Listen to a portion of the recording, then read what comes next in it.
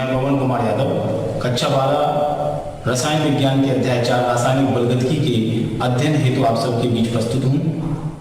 रासायनिक बलगतिकी अध्याय को हमने दो भागों में बांटा है, भाग 1 और भाग 2। दोनों भागों से मिलाकर उत्तर प्रदेश बोर्ड की परीक्षा में 5 अंक से प्रश्न पूछे जाते हैं। भाग 1 का अध्ययन पहले करेंगे, जिसमें हमें निम्नलिखित बिंदुओं का अध्ययन करना है।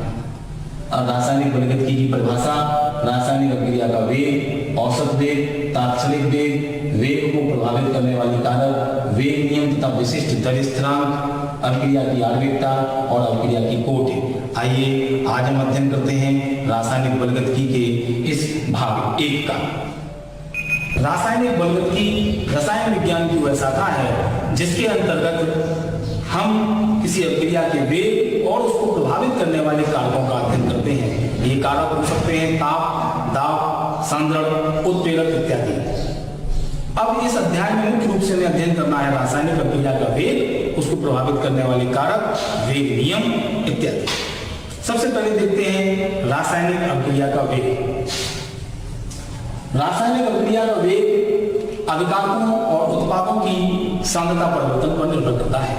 इसकी परिभाषा इस प्रकार की जाती है कि वह दर जिस पर समय के साथ साथ अभिकारक या उत्पाद का सांद्रण परिवर्तित होता है, अभिक्रिया का वेग कहलाता है।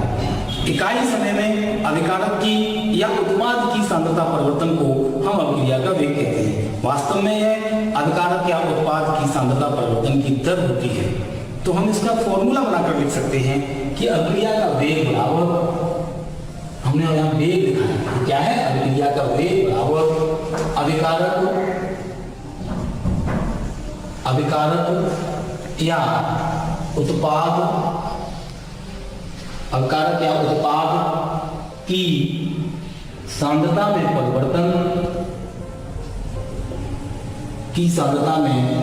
परिवर्तन बटे परिवर्तन में लगा समय, परिवर्तन में लगा समय। इसका मतलब हुआ हम अभिकारक के सापेक्ष और उत्पाद के सापेक्ष, दोनों के सापेक्ष अभिक्रिया का वेग ज्ञात कर सकते हैं। यहाँ ध्यान रखने वाली बात यह है कि जब हम वेग अभिकारक के सापेक्ष ज्ञात करेंगे तो ऋणात्मक चिन्ह लेंगे। क्यों? क्योंकि अगर हम देखें कि कोई अभिक्रिया है R = P, यानी रिएक्टेंट इक्वल टू प्रोडक्ट्स, बाईं ओर अभिकारक और दाईं ओर उत्पाद लिखे जाते हैं, तो हम देखते हैं कि प्रारंभिक स्थिति में t बराबर 0 पर अभिकारक की सांद्रता, जितना अभिकारक हम लेंगे उतनी होगी, लेकिन उत्पाद की सांद्रता 0 होगी। मान लो हमने अभिकारक की सांद्रता जो प्रारंभ में है वो R मान ली, इतनी मान ली, R मान ली या R0 मान ली, तो प्रोडक्ट की सांद्रता उसमें 0 है। परंतु t समय बाद, t पर कुछ समय पश्चात इसकी सांद्रता हो गई, कितनी हो गई? 8। उस समय इसकी सांद्रता निश्चित रूप से बढ़ गई होगी। क्यों? हो गई होगी R-R0, यानी अंतिम सांद्रता माइनस प्रारंभिक सांद्रता, या प्रारंभिक सांद्रता माइनस अंतिम सांद्रता, तो R0 - R। ये देखिए, कहने का आशय यह है कि अभिकारक की सांद्रता में तो हुई कमी, क्या हुई? कमी, लेकिन उत्पाद की सांद्रता में हुआ वृद्धि, प्लस। क्या हुआ? प्लस हुआ। अतः जब हम अभिकारक के सापेक्ष अभिक्रिया का वेग निकालेंगे तो ऋण चिन्ह लेंगे, तो हम क्या लिखेंगे? माइनस अभिकारक की सांद्रता में कमी। क्यों? क्योंकि अभिकारक की प्रारंभिक सांद्रता से ये R जो है वो कम है, खर्च हो गया अभिकारक, उसकी सांद्रता में कमी आई, उत्पाद बनेगा तो वृद्धि होगी, तो हम लिखेंगे अभिकारक की सांद्रता में कमी, अभिकारक की सांद्रता में कमी बटे लगा समय या प्रयुक्त समय। समय से मतलब है समय अंतराल t - t0। अगर यहाँ 2 सेकंड लगे हैं तो समय उस समय 2 सेकंड डेल्टा t हो गया, t2 - t1 = 2 सेकंड। तो इसको हम लोग इसके सापेक्ष लिखें तो हम लिखेंगे माइनस डेल्टा R बड़े कोष्ठक में सांद्रता लिखी जाती है बटे डेल्टा टी। इसी प्रकार यदि हम वेग को उत्पाद के सापेक्ष लिखें तो लिखेंगे उत्पाद की धन लगा के लिखेंगे उत्पाद की सांद्रता में वृद्धि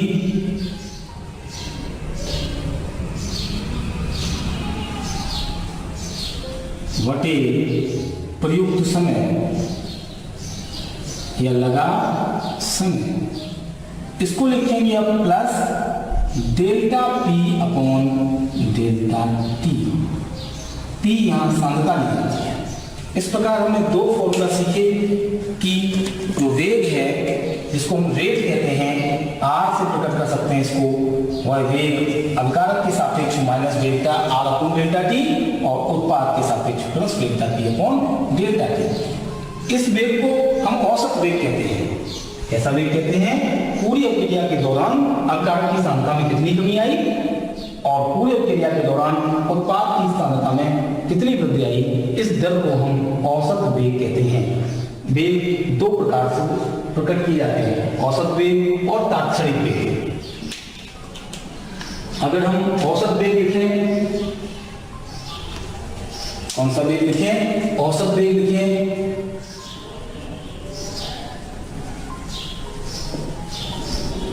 तो उसे हम आर एवरेज लिखते हैं। क्या लिखते हैं? R average.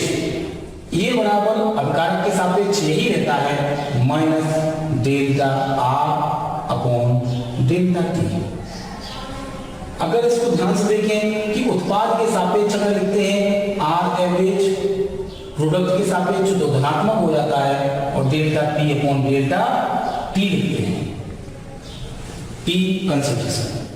इस प्रकार हमने समझा कि औसत वेग को हम आर एवरेज एक बार अभिकारक के सापेक्ष, दूसरी बार उत्पाद के सापेक्ष। इसी प्रकार हम अगला वेग देखते हैं तात्क्षणिक वेग। कौन सा वेग देखते हैं? तात्क्षणिक वेग। तात्क्षणिक वेग का मतलब एक विशेष क्षण पर अभिक्रिया के वास्तविक वेग को तात्क्षणिक वेग कहते हैं। किसी विशेष या निश्चित क्षण पर अभिक्रिया के वेग को तात्क्षणिक वेग कहते हैं।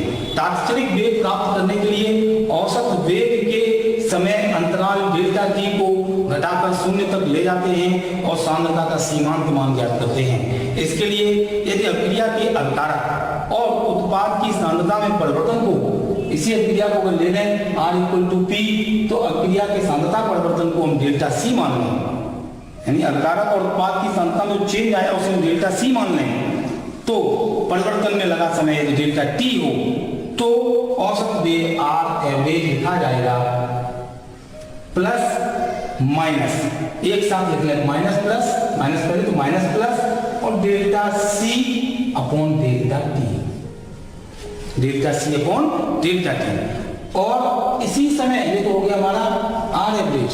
अब हमें इस औसत वेग से ही तात्क्षणिक वेग ज्ञात करेंगे। कैसे? इस डेल्टा टी को घटाकर शून्य तक ले जाते हैं तो हम लिखेंगे आर इंस्टेंट। ये हमारा तात्क्षणिक वेग है जो हमें चाहिए। ये बराबर लिखेंगे limit delta t tends to 0 और डेल्टा सी अपॉन डेल्टा टी वर्ट माइनस प्लस का। हमने क्या सीखा? आर इंस्टेंट निकालना और आर एवरेज निकालना। तात्क्षणिक वेग का है किसी विशेष क्षण पर, किसी निश्चित क्षण पर अभिक्रिया का वास्तविक वेग उस अभिक्रिया का तात्क्षणिक वेग कहलाता है। अब देखिए इसके एग्जाम्पल, दोनों का एक एग्जाम्पल हम लोग एक साथ देखते हैं। फॉर एग्जाम्पल कैसे देखते हैं? मान लो कोई अभिक्रिया ले लें N2 + 3H2 = 2NH3। ये अमोनिया की सिंथेसिस है, अमोनिया बनाने की। इसमें अमोनिया का बनाने में नाइट्रोजन का 1 अणु लगा, हाइड्रोजन के 3, तब अमोनिया के 2 अणु होते हैं। ये बात हमारे दिमाग में है। अब हमको लिखना है आर एवरेज। इसका तरीका सीखेंगे। हम लोग जब अभिकारक के सापेक्ष निकालते हैं तो इसका मतलब नाइट्रोजन के सापेक्ष अलग निकाल सकते हैं, हाइड्रोजन के सापेक्ष अलग और उत्पाद में अमोनिया के सापेक्ष अलग निकाल सकते हैं। अतः हम आर एवरेज को लिखेंगे बराबर माइनस का delta N2 upon delta T. ये बराबर होगा हाइड्रोजन के सापेक्ष औसत वेग यानी माइनस, अब इस हाइड्रोजन के आगे 3 लगाए यानी इससे 3 मॉलिक्यूल है तो 1/3 लिखते हैं। ये मॉलिक्यूल की संख्या को अटैच करने का तरीका है। -1/3 into delta of concentration hydrogen upon delta T, ये बराबर इधर लिखेंगे। अब ये उत्पाद इसमें पॉजिटिव निशान और इस 2 को अर्थात अणुओं की संख्या को 1/2 और कंसंट्रेशन परिवर्तन सांद्रता में concentration of ammonia upon delta T. ये हमारा टॉपिक हुआ तात्क्षणिक वेग तक। रासायनिक प्रवृत्ति में हम लोग अध्ययन कर रहे हैं रासायनिक अभिक्रिया के वेग का। अब हम देखते हैं कि अभिक्रिया के वेग को प्रभावित करने वाले कारक कौन से हैं। हम जानते हैं कि रासायनिक अभिक्रिया के दौरान अणु परस्पर टकराते हैं जिनके फलस्वरूप कुछ अभिक्रिया के पात्र में टक्करें होती हैं। सभी टक्करों के फलस्वरूप उत्पाद नहीं बनते, कुछ टक्करों के फलस्वरूप उत्पाद बनते हैं और जिन टक्करों के फलस्वरूप उत्पाद बनते हैं उन्हें प्रभावी टक्करें कहते हैं। जब रासायनिक अभिक्रिया के दौरान हम अभिकारकों की सांद्रता को बढ़ा देते हैं, अभिकारकों की सांद्रता को बढ़ा देते हैं तो अणुओं की संख्या बढ़ जाती है और एक निश्चित आयतन में अणुओं की संख्या बढ़ जाने के कारण टक्करों की संख्या बढ़ जाती है, प्रभावी टक्करों की संख्या बढ़ जाती है, जिससे अभिक्रिया का वेग भी बढ़ जाता है। इस प्रकार हम कह सकते हैं कि अभिकारकों की सांद्रता में वृद्धि करने से या अभिकारकों का सांद्रण बढ़ा देने से अभिक्रिया का वेग बढ़ सकता है। इसे सूत्र में के रूप में लिख सकते हैं कि अभिक्रिया का वेग समानुपाती होता है अभिक्रिया के सांद्रण के। अभिक्रिया का वेग समानुपाती होता है प्रोपोर्शनल टू अभिकारक के सांद्रण के। मोलर कंसंट्रेशन ऑफ रिएक्टेंट्स अभिकारक का सांद्रण, यानी सांद्रण का प्रभाव क्या पड़ा कि जब जब सांद्रता बढ़ाओगे तब तब अभिक्रिया का वेग बढ़ेगा। तो सबसे पहले हमने किसका प्रभाव देखा, सांद्रता का प्रभाव, सांद्रण का प्रभाव अंडरलाइन किया है उसका प्रभाव। सेकेंड, अभिक्रिया के दौरान प्रभावी टक्करों की संख्या ताप वृद्धि करने से बढ़ जाती है, क्योंकि ताप वृद्धि करने से अभिक्रिया के अणु तेजी से गति करते हैं और अधिक से अधिक टक्कर करते हैं, जिससे यह पता चलता है कि अभिक्रिया का वेग ताप वृद्धि से बढ़ता है। 10 डिग्री सेल्सियस तक ताप बढ़ा देने से अभिक्रिया का वेग दोगुना तक हो जाता है। तो हम लिखेंगे कि अभिक्रिया का वेग proportional to temperature increasing, temperature वृद्धि, ताप वृद्धि। तो हम लोगों ने किसका प्रभाव जाना, ताप का प्रभाव। इसी प्रकार हम देखते हैं थर्ड, दाब का प्रभाव। तो अभिक्रिया का वेग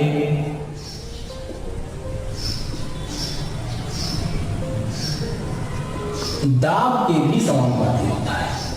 जैसे जैसे हम दाब बढ़ाते हैं रासायनिक अभिक्रिया में पात्र में तो अणु परस्पर पास पास आते हैं और एक निश्चित आयतन में अणुओं की संख्या बढ़ जाने के कारण टक्करों की संख्या बढ़ जाती है, जिसके फलस्वरूप अभिक्रिया का वेग बढ़ जाता है। तो दाब वृद्धि अभिक्रिया के वेग को बढ़ाती है। इसी प्रकार उत्प्रेरक का प्रभाव, तो अभिक्रिया का वेग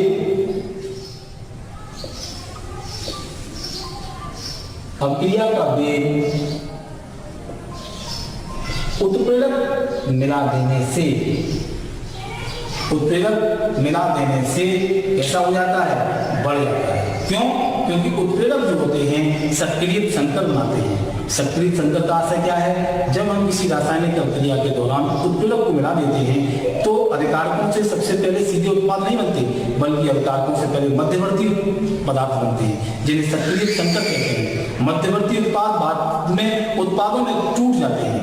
इस प्रकार मध्यवर्ती उत्पाद बनाने हेतु आवश्यक सक्रिय ऊर्जा के मान को उत्प्रेरक कम कर देता है। सक्रिय ऊर्जा का मान जब घट जाता है तो अभिक्रिया का वेग भी बढ़ जाता है, क्योंकि अभिकारक अणुओं की टक्कर से प्राप्त ऊर्जा की वह अतिरिक्त मात्रा जो अभिक्रिया को संपन्न कराने के लिए पर्याप्त होती है तथा जिसके फलस्वरूप उत्पाद बनते हैं, सक्रिय ऊर्जा कहलाती है। इसका आशय हुआ कि अभिक्रिया का वेग सक्रिय ऊर्जा पर निर्भर करता है और सक्रिय ऊर्जा का मान उत्प्रेरक कम कर देते हैं, तो उत्प्रेरक मिलाने से अभिक्रिया का वेग बढ़ता है, बिकॉज सक्रिय ऊर्जा घट सकती है। तो हम लिखेंगे कि अभिक्रिया का वेग विद्युमानुपाती होता है किसके, सक्रिय ऊर्जा के।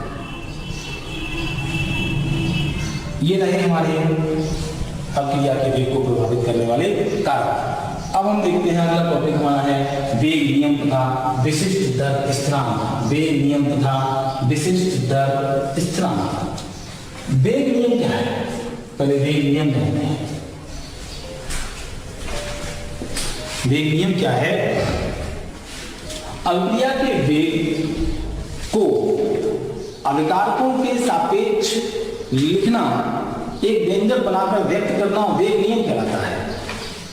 द्रव्य अनुपाती क्रिया के नियम के अनुसार किसी अभिक्रिया का वेग अभिकारी पदार्थों की मोलर सांद्रताओं के गुणनफल के समानुपाती होता है, अर्थात अभिकारकों की सांद्रताओं के गुणनफल के समानुपाती होता है अभिक्रिया का वेग। अभिक्रिया के वेग को हम लोग रेट ऑफ रिएक्शन भी लिख सकते हैं, दर। वेग को दर कहते हैं, तो रेट ऑफ रिएक्शन किसके समानुपाती है? अभिकारकों की सांद्रताओं के गुणनफल की। तो हम एक रिएक्शन मान लेते हैं। क्या रिएक्शन मान लेते हैं? A plus B equal to product यानी उत्पाद। तो यहाँ अभिकारक कौन है? पहला A, दूसरा B। इस A प्लस बी की जगह हम ये और कर लें, अणुओं संख्या भी शामिल कर दें ताकि एक ही बार में हम समझ लें। N1A plus N2B equal to product. अब क्रिया हमने क्या मानी? N1A plus N2B equal to product. द्रव्य अनुपाती क्रिया का नियम कहता है कि किसी रासायनिक अभिक्रिया का वेग अभिकारी पदार्थों की मोलर सांद्रताओं के गुणनफल के समानुपाती होता है। तो रेट ऑफ रिएक्शन यानी अभिक्रिया का वेग किसके समानुपाती है? इस A की सांद्रता के और इस B की सांद्रता के। इसके समानुपाती है A और B की सांद्रता के गुणनफल के। तो हम लिखेंगे concentration of A and concentration B। क्या लिखेंगे? Concentration A into concentration V।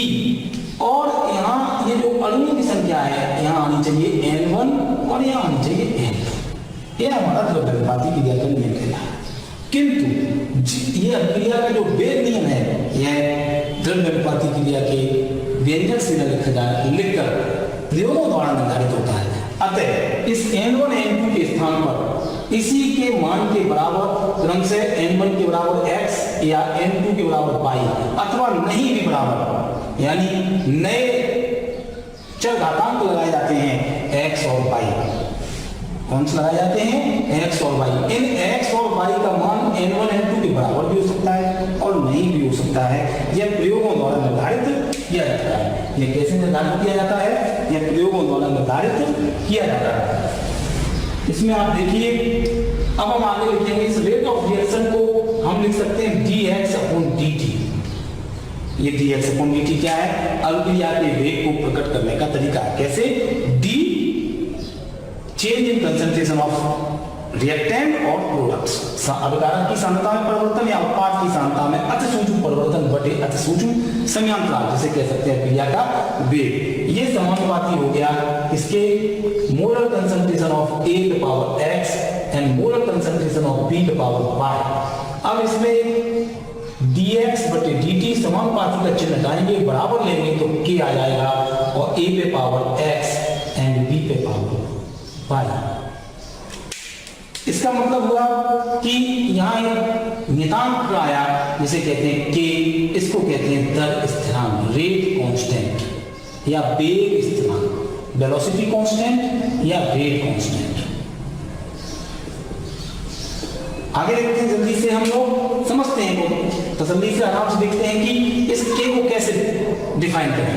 यदि A की सांद्रता बराबर कर दें B की सांद्रता के और बराबर कर दें 1 मोल प्रति लीटर, यानी A और B के मान 1 रहते हैं, तो इस पूरे की वैल्यू हो जाएगी 1।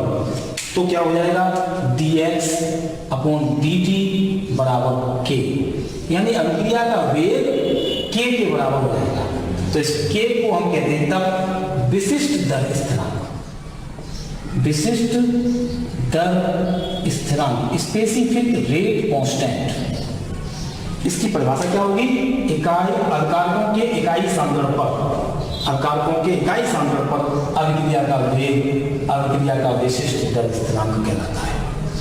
अभिकारकों के इकाई सांद्रण पर अभिक्रिया का वेग अभिक्रिया का विशिष्ट दर स्थिरांक या विशिष्ट वेग स्थिरांक कहलाता है। हमारा नेक्स्ट टॉपिक है अभिक्रिया की आणविकता।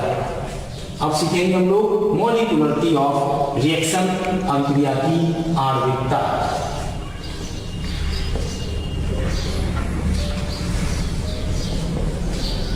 आणविकता जैसा कि नाम से ही प्रकट है वैसी इसी परिभाषा है। क्या परिभाषा है कि किसी रासायनिक अभिक्रिया में भाग लेने वाले अभिकारक अणुओं की संख्या उस रासायनिक अभिक्रिया की आणविकता कहलाती है। जैसे किसी रासायनिक अभिक्रिया में 5 अणु भाग ले रहे हैं तो आणविकता 5, 2 अणु भाग ले रहे हैं तो आणविकता 2, 1 अणु भाग ले रहा है तो आणविकता 1 होगी। आणविकता के आधार पर अभिक्रियाएं 3 प्रकार की हो सकती हैं: एकाणुक अभिक्रियाएं, द्विअणुक अभिक्रियाएं और त्रिअणुक अभिक्रियाएं एवं बहुअणुक अभिक्रियाएं भी हो सकती हैं। एकाणुक अभिक्रिया का एग्जाम्पल देखते हैं। हम कोई अभिक्रिया लें जैसे H2O2 इक्वल टू H2O धन हाफ O2। इसमें एक मॉलिक्यूल हाइड्रोजन पेरोक्साइड का वेग भाग ले रहा है तो आणविकता हो गई 1। जब आणविकता इसकी 1 हो गई है तो ये हो गई एकाणुक अभिक्रिया। इसी प्रकार से PCl5 का एग्जाम्पल है तो PCl5 इक्वल टू यहाँ पर गर्म करते हैं उसको तो PCl3 प्लस Cl2, यहाँ पर भी आणविकता हो गई 1। अगर हम दूसरे तरह से देखें, दूसरी रिएक्शन देखें तो CH3COO C2H5 plus H2 equal to CH3COO H धन C2H5OH। यहाँ पर 2 अणु भाग ले रहे हैं 1 यानी एक अणु इसका एक अणु जल का, तो आणविकता हो गई 2। इसी प्रकार अगर कार्बन मोनोऑक्साइड का हम देखें, ऑक्सीकरण कराएं 2CO plus O2 equal to 2CO2। यहाँ पर 2 अणु कार्बन मोनोऑक्साइड के हैं और एक अणु ऑक्सीजन का है तो आणविकता हो गई 2 और 1 3। कितनी हो गई 3। इस प्रकार हमने जाना अभिक्रिया की आणविकता को। अगला टॉपिक हम लोग देखते हैं अभिक्रिया की कोट। अभिक्रिया की आणविकता अभिक्रिया की कोट से भिन्न होती है। क्यों? क्योंकि अभिक्रिया की कोट ऋणात्मक हो सकती है। अभिक्रिया की कोट में हमने जाना कि जब किसी अभिक्रिया में किसी भी अभिकारक की सांद्रता में कोई परिवर्तन नहीं होता तो उस अभिक्रिया की कोट शून्य होती है, उसे शून्य कोट की अभिक्रिया कहते हैं। अतः शून्य कोट की अभिक्रिया इस प्रकार परिभाषित की जाती है कि वह अभिक्रिया जिसमें किसी भी अभिकारक की सांद्रता में कोई परिवर्तन नहीं होता शून्य कोट की अभिक्रिया कहलाती है। इसके लिए वेग नियम इसलिए इस प्रकार लिखा जाता है कि dx/dt प्रोपोर्शनल टू a पे पावर 0। यहाँ a अभिकारक है, इस a को r भी मान सकते हैं, a भी मान सकते हैं। मान लो अभिक्रिया कोई है a इक्वल टू प्रोडक्ट तो हम लिख देंगे dx/dt समानुपाती a पे पावर 0। इस 0 ये कहाँ से आ गया? क्योंकि हमने पहले आपको बताया था कि हमारा वेग व्यंजक क्या था। वेग व्यंजक हमारा था, इसको समझने से dx/dt प्रोपोर्शनल टू r पे पावर n बराबर 0 रख दिया हमने तो शून्य कोट की अभिक्रिया। इस प्रकार हमने जाना कि किसी शून्य कोट की अभिक्रिया के लिए वेग व्यंजक बनता है, वेग का नियम बनता है dx/dt समानुपाती a पे पावर 0। ऐसी अभिक्रियाएं शून्य कोट की अभिक्रियाएं कहलाती हैं। अब हम देखते हैं शून्य कोट की अभिक्रिया के लिए समाकलित वेग समीकरण। समाकलित वेग समीकरण के लिए मैं रिएक्शन और मान लेता हूँ, एक ही जगह r मान लूंगा कि r इक्वल टू प्रोडक्ट। बात एक ही है, क्या मान लिया? r equal to product. माना कोई अभिक्रिया इस प्रकार है कि r इक्वल टू प्रोडक्ट। शून्य कोट की अभिक्रिया के लिए हम क्या लिखेंगे? d concentration of r/dt। ये क्या है? ये हमारा है अभिक्रिया का वेग r के सापेक्ष। अब कारक r के सापेक्ष अभिक्रिया का वेग ऋण dr/dt जो पहले से लिखते थे, यह इक्वल टू किस पे लिखेंगे? यहाँ समानुपाती के स्थान पर k और सबसे द्रव्यमान आर का यानी सांद्रता आर की और उसके पावर 0। इसकी वैल्यू कितनी होती है 1, एक्स का पावर 0 इक्वल टू 1, तो हम लिख देंगे minus D R upon D T बराबर के। आर का मान 1 हो गया। यहां से हम लोग पक्षांतर कर दें तो आ जाएगा डी आर इक्वल टू के इंटू डी टी। इसको हमने कर दिया समीकरण 1 करने से पहले हम अगर देखें कि t बराबर 0 पर यह मान और लिखें r की वैल्यू यदि r नॉट है तो प्रोडक्ट 0 है। t टाइम पर इस r की वैल्यू r हो गई, कितनी हो गई r, तो इसकी वैल्यू हो गई r नॉट माइनस r। यदि इसकी वैल्यू को हम a मान लें और इसकी इस मान को हम x मान लें तो ये वैल्यू हो जाएगी a माइनस x। ये चार्ट में आगे बढ़ते हैं। समीकरण 1 का समाकलन करते हैं। समीकरण 1 का क्या करते हैं समाकलन करते हैं। तो कैसे करेंगे माइनस डी आर बराबर के बाहर आ जाता है और डी थी इसकी वैल्यू आ जाती है माइनस आर समाकलन करने पर बराबर के और टी मल्टीप्लाई प्लस सी। यहाँ सी एक इंटीग्रल कांस्टेंट है जिसे हम सी को समाकलन स्थिरांक कहते हैं। क्या कहते हैं समाकलन स्थिरांक कहते हैं। आगे देखते हैं, इसको हमने कर दिया समीकरण नंबर 2, एक था इसको कर दिया 2। समीकरण 2 से हम आगे चलते हैं और समीकरण 2 में हम इन वैल्यूज को रखते हैं। कैसे कि t बराबर 0 पर देखें क्या है जो सांद्रता है r की यानी पदार्थ की अंतर की जो सांद्रता है वो है r नॉट। तो हम लिखेंगे सांद्रता बराबर यानी सांद्रता r बराबर कितनी है r नॉट है और टाइम की 0। ये दोनों वैल्यू समीकरण 2 में रखते हैं तो क्या होगा इस माइनस आर के स्थान पर हमारा आ जाएगा R naught equal to T के स्थान पर रखा जाएगा 0 तो के इंटू 0 और प्लस सी। तो ये minus R naught equal to आ गई सी। ये सी की वैल्यू आ गई। इस सी का मान उन्हें समीकरण 2 में रखना है तो सी का मान समीकरण 2 में रखने पर क्या होगा समीकरण 2 देखें minus R equal to K T plus तो माइनस आ जाएगा क्योंकि ये वैल्यू माइनस के माइनस आर कंसंट्रेशन नॉट पक्षांतर करते हैं तो ये पॉजिटिव हो जाएगा तो R naught minus R equal to K T. हमने कहा इसको ध्यान रखेंगे कि R naught minus R equal to X. क्या है एक्स, तो एक्स बराबर हो गया के टी, यहां से के बराबर हो गया एक्स अपॉन टी यानी अपकार के खर्च होने की मात्रा यानी वियोजन की मात्रा बढ़ते समय बराबर आ गया दर स्थान के। ये हमारा समीकरण तैयार है। इसी प्रकार हम देखेंगे प्रथम कोटि की अभिक्रिया और प्रथम कोटि की अभिक्रिया के लिए समाकलित वेग समीकरण। क्या देखेंगे प्रथम कोटि की अभिक्रिया देखेंगे और प्रथम कोटि की अभिक्रिया के लिए समाकलित वेग समीकरण देखेंगे। प्रथम कोटि की अभिक्रिया क्या होगी वह अभिक्रिया जिसकी प्रगति में किसी अल्काइड के एक अणु की सांद्रता में परिवर्तन होता है प्रथम कोटि की अभिक्रिया कहलाती है। तो प्रथम कोटि की अभिक्रिया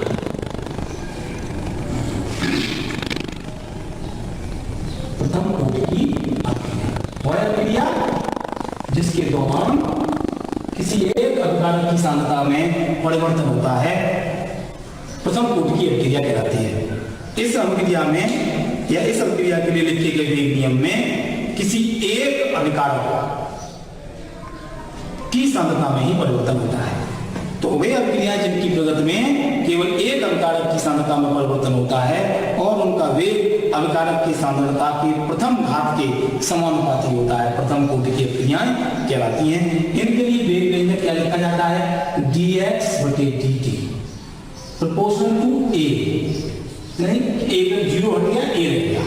कब? अगर हम मान लें a इक्वल टू √, तो जो पदार्थ दिया अकारक उसकी सांद्रता के प्रथम घात के समानुपाती होता है। वेग किसके समानुपाती? अकारक की सांद्रता के प्रथम घात के समानुपाती होता है। यदि हम इसका समाकलित वेग समीकरण निकालें, प्रथम कोटि की क्रिया के लिए समाकलित वेग समीकरण, तो हमने अब क्रिया मान ली की बात आप ले लेते हैं, क्योंकि आर के स्टेटमेंट निकालेंगे। R equal to product, R equal to product, R equal to product जब हम करते हैं तो उसी तरह से हम t टाइम 0 पर इसकी वैल्यू करेंगे। इसकी प्रारंभिक सांद्रता को हमने मान लिया r0 और t पर सांद्रता हमने इसकी मान ली r। कितनी मान ली? r। प्रारंभिक सांद्रता बराबर a मान ली, और यहां देखते हैं कितना आएगा, यहाँ 0, तो ये हो गया r0 माइनस r, और इसकी वैल्यू वियोजन की मात्रा x, तो ये हो गया a माइनस x।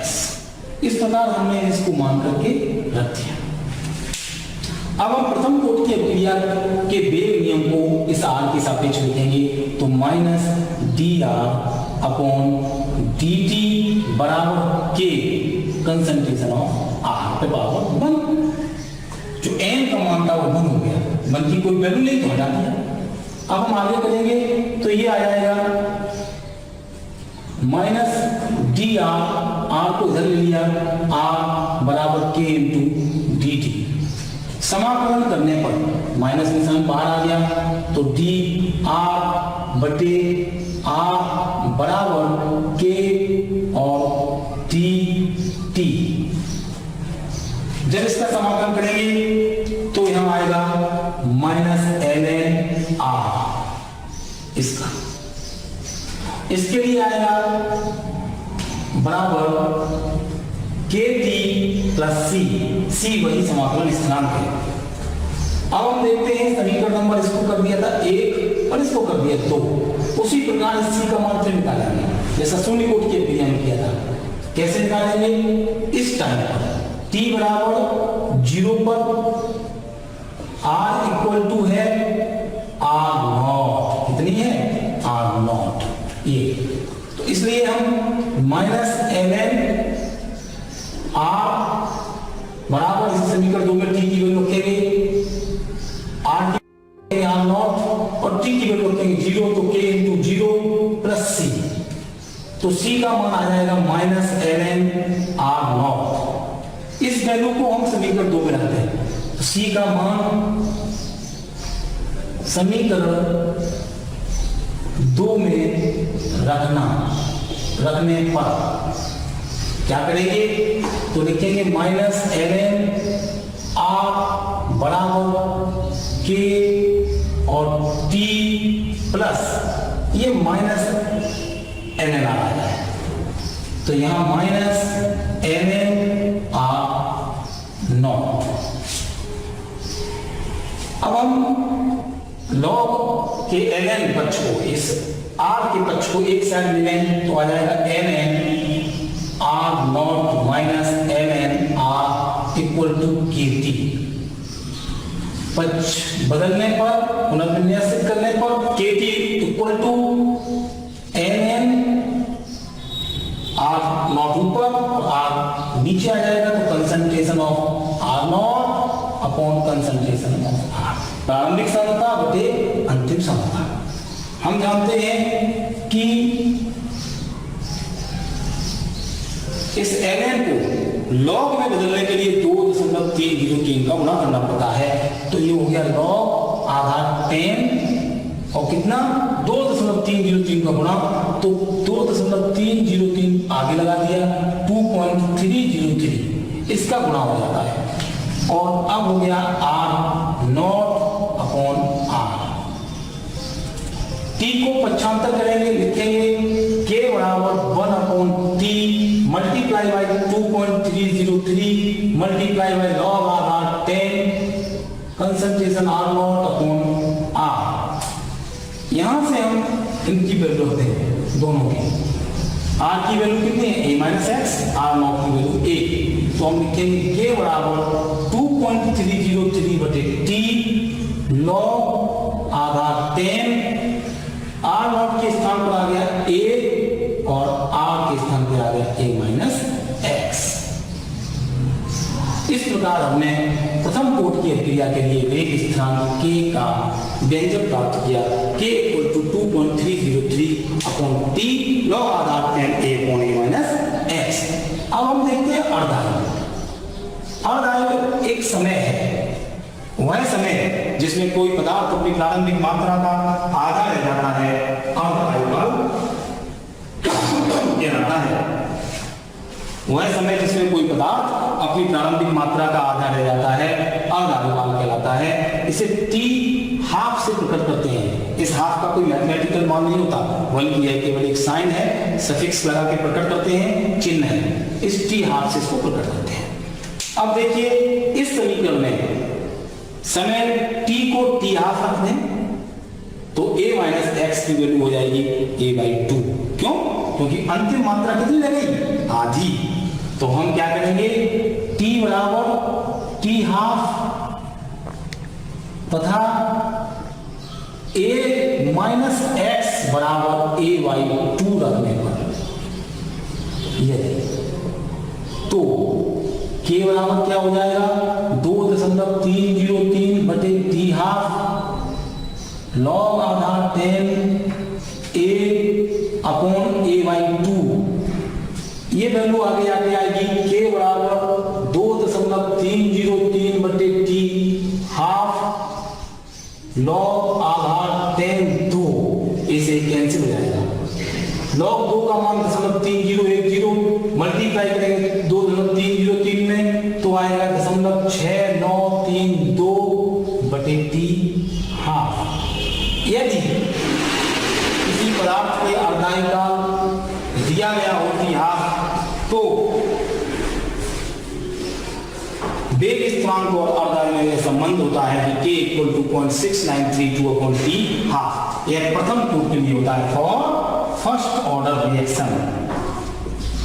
इसके लिए होता है फॉर फर्स्ट ऑर्डर रिएक्शन।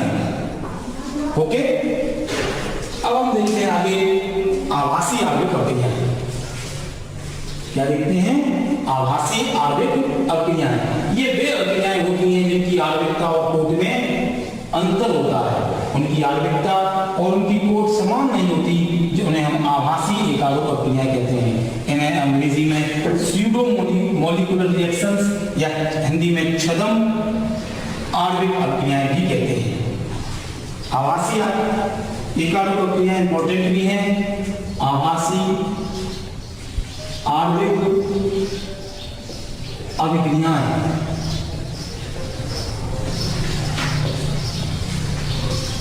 देखते हैं कैसे। अगर हम देखें CH3 COO C2H5 plus H2O equal to H plus ऊपर लेते हैं सांद्रता, H प्लस कंसंट्रेशन लेते हैं तो बनता है CH3 COOH plus C2H5OH। इसके लिए जब हम वेग व्यंजक लिखते हैं, वेग नियम लिखते हैं dx/dt तो बराबर आता है k कंसंट्रेशन ऑफ इस अवकाश की, तो CH3 COO C2H5 और आना तो चाहिए H2O।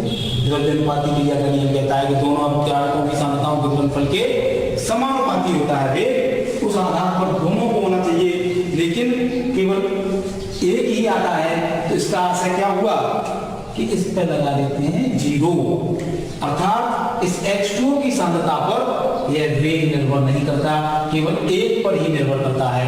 अतः इसकी आणविकता तो स्पष्ट रूप से प्रकट हो रही है कि आणविकता बराबर 2, लेकिन इसकी कोट जो व्यंजक प्रयोग द्वारा निर्धारित हुआ है जिसमें H2O की सांद्रता स्थिर है, कैसी है, कंसंट्रेशन ऑफ H2O कांस्टेंट है, तो आणविकता 2 और कोट इसकी 1 हो जाती है, जो महसूस हो रही थी 2 है। इस प्रकार की क्रियाओं को आभासी एकारोप अभिक्रियाएं कहते हैं। अब हम लोग देखते हैं टक्कर का सिद्धांत, जिसकी चर्चा हम पूर्व में भी कर चुके हैं कि संगतवाद का सिद्धांत। आर्हेनियस ने यह सिद्धांत प्रस्तुत किया इस सिद्धांत की प्रमुख अवधारणा निम्नवत है कि रासायनिक अभिक्रिया होने के लिए दो अणुओं का परस्पर टकराना आवश्यक है। सभी टक्करों के फलस्वरूप अभिक्रिया नहीं होती, बल्कि जिन टक्करों के फलस्वरूप अभिक्रिया होती है उन्हें प्रभावी टक्कर कहते हैं। प्रभावी टक्करों से प्राप्त अणु सक्रिय होते हैं। कैसे होते हैं? सक्रिय हो जाते हैं, एक्टिवेट हो जाते हैं। इनकी ऊर्जा एक निश्चित ऊर्जा तल के बराबर होती है। इस ऊर्जा तल को दहली ऊर्जा कहते हैं। सभी अवकारकों को यह दहली ऊर्जा प्राप्त करनी पड़ती है, दहली ऊर्जा तक पहुंचना पड़ता है। कब वो पहुंच पाते हैं? पहले अवकारक मध्यवर्ती बनाते हैं, सक्रिय संकर, फिर सक्रिय संकर बनाने के लिए उन्हें अपनी जो स्थितिज ऊर्जा है उसमें सक्रिय ऊर्जा के बराबर ऊर्जा प्राप्त करनी पड़ती है, तब वे दहली ऊर्जा तक पहुंच पाते हैं। अब इसका मतलब सक्रिय ऊर्जा बराबर है दहली ऊर्जा माइनस अवकारक में उपस्थित टक्कर से पूर्व स्थितिज ऊर्जा। प्रत्येक अवकारक की अणु की कुछ स्थितिज ऊर्जा होती है, उस स्थितिज ऊर्जा को उसे और अधिक ऊंचाई तक ले जाना होता है ताकि वो प्रोडक्ट बना सके, उत्पाद बना सके। जितनी अतिरिक्त ऊर्जा की आवश्यकता होती है अभिकृत होने के लिए, उत्पाद बनाने के लिए, उसे सक्रिय ऊर्जा कहते हैं। तो दहली ऊर्जा सक्रिय ऊर्जा और अवकारक की स्थितिज ऊर्जा का योग होती है। अतः सक्रिय ऊर्जा बराबर दहली ऊर्जा माइनस अवकारक की टक्कर से पूर्व स्थितिज ऊर्जा। संगतवाद समीकरण क्या है इसको याद रखेंगे। K बराबर PZ e के power minus EA upon RT। यहाँ K वेग स्थिरांक, P अभिविन्यास घटक, Z टक्करों की संख्या प्रति सेकंड प्रति लीटर, EA एक्टिवेशन एनर्जी सक्रिय ऊर्जा, गैस स्थिरांक और T परमाणु है। अब हम देखते हैं सक्रिय ऊर्जा जिसकी चर्चा हम यहाँ कर चुके हैं। सक्रिय ऊर्जा कौन सी है कि अवकारक अणु अभिक्रिया के दौरान पहले सक्रिय संकर बनाते हैं। सक्रिय संकर बनाने के लिए अवकारक अणु अपनी स्थितिज ऊर्जा से ऊपर एक निश्चित ऊर्जा तक अपनी ऊर्जा को बढ़ाते हैं, प्राप्त करते हैं। इस अतिरिक्त ऊर्जा को सक्रिय ऊर्जा कहते हैं। इसको इस प्रकार समझें कि अवकारकों के मध्य प्रभावी टक्करों से अभिक्रिया होती है। जब अवकारक मध्यवर्ती बनाते हैं और मध्यवर्ती अल्प समय के लिए अस्तित्व में रहता है, फिर शीघ्र ही उत्पाद में बदल जाता है। मध्यवर्ती के निर्माण हेतु आवश्यक ऊर्जा सक्रिय ऊर्जा कहलाती है। सक्रिय ऊर्जा को हम लोग कैसे समझ सकते हैं? देखिए, बड़ा डायग्राम के द्वारा, ग्राफ के द्वारा समझेंगे। मान लो एक अभिक्रिया है H2 plus I2 equal to 2HI। ये 2HI सीधे सीधे नहीं बनते, बल्कि इसको देखें बॉन्डिंग के हिसाब से H single bond H plus I और ये सिंगल बॉन्ड I, यह H2 यह I2 इक्वल टू, ये बॉन्ड पहले टूटता है तो H सिंगल बॉन्ड जो था वो डॉटेड बॉन्ड हो गया और यह H का बॉन्ड टूट करके यह H I से बॉन्ड बनाने लगता है और I के परस्पर बॉन्ड भी टूटते हैं। तो ये नए बॉन्ड डॉटेड बन रहे हैं जो हॉरिजॉन्टल है, ये वर्टिकल वाले टूट रहे हैं। ये बन गया हमारा मध्यवर्ती। क्या बन गया? मध्यवर्ती। तो अवकारक अणु से मध्यवर्ती को बनाने हेतु जिस ऊर्जा की आवश्यकता होती है उसे सक्रिय ऊर्जा EA कहते हैं।